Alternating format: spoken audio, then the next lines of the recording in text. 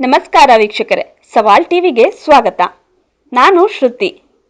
ಇಂದಿನ ವಿಷಯ ರಾಹುಲ್ ಗಾಂಧಿ ಮತ್ತು ಮಲ್ಲಿಕಾರ್ಜುನ ಖರ್ಗೆಗೆ ಸೋನಿಯಾ ಗಾಂಧಿ ಕಿವಿಮಾತು.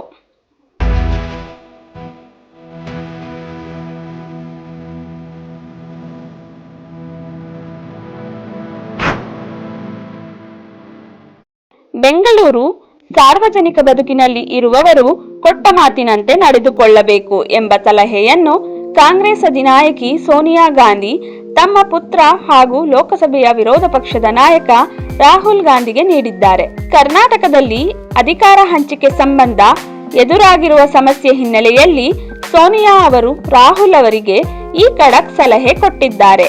ಈ ಹಿನ್ನೆಲೆಯಲ್ಲಿ ಅಧಿಕಾರ ಹಸ್ತಾಂತರ ಸಂಬಂಧ ಮುಖ್ಯಮಂತ್ರಿ ಸಿದ್ದರಾಮಯ್ಯ ಹಾಗೂ ತಮ್ಮನ್ನು ಜನವರಿ 7ರ ನಂತರ ದೆಹಲಿಗೆ ಕರೆಸುವ ಸಾಧ್ಯತೆ ಇದೆ ಎಂದು ಉಪಮುಖ್ಯಮಂತ್ರಿ ಡಿಕೆ ಶಿವಕುಮಾರ್ ರವರು ಆಪ್ತರೊಂದಿಗೆ ಹೇಳಿಕೊಂಡಿದ್ದಾರೆ.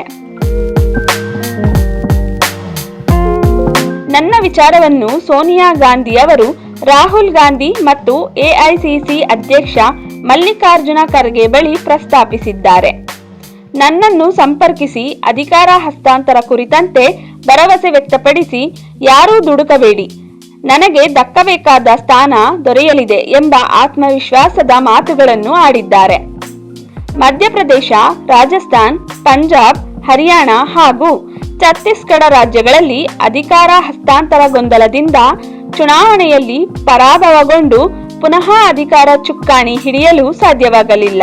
ಮಧ್ಯಪ್ರದೇಶದಲ್ಲಿ ದಿಗ್ವಿಜಯ ಸಿಂಗ್ ಮತ್ತು ಜ್ಯೋತಿರಾದಿತ್ಯ ಸಿಂಧು ನಡುವಿನ ಕಲಹದಿಂದ ಅಧಿಕಾರ ಕಳೆದುಕೊಳ್ಳಬೇಕಾಯಿತು. ಅದೇ ರೀತಿ ರಾಜಸ್ಥಾನದಲ್ಲಿ ಅಂದಿನ ಮುಖ್ಯಮಂತ್ರಿ ಅಶೋಕ್ ಗೆಹ್ಲೋಟ್ ಮತ್ತು ಸಚಿನ್ ಪೈಲಟ್ ದಾವಿನ್ನ ಗೊಂದಲ ಪರಿಹರಿಸಲು ಸಾಧ್ಯವಾಗದೆ ಅಧಿಕಾರ ಕಳೆದುಕೊಳ್ಳಬೇಕಾಯಿತು.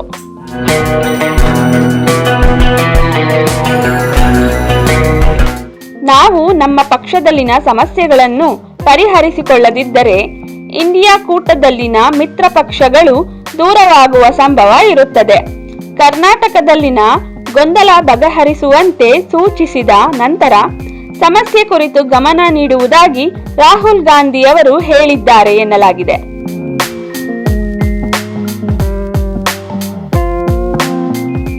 ಹೀಗೆ ಹೆಚ್ಚಿನ ವಿಡಿಯೋಗಳಿಗಾಗಿ ಸವಾಲ್ ಟಿವಿಯನ್ನು ಸಬ್ಸ್ಕ್ರೈಬ್ ಮಾಡಿ. ಈ ವಿಡಿಯೋ ಇಷ್ಟವಾಗಿದ್ದಲ್ಲಿ ಲೈಕ್ ಮಾಡಿ, ಶೇರ್ ಮಾಡಿ. ನಿಮ್ಮ ಅನಿಸಿಕೆಗಳನ್ನು ಕಮೆಂಟ್ನ ಮೂಲಕ ನಮಗೆ ತಿಳಿಸಿ.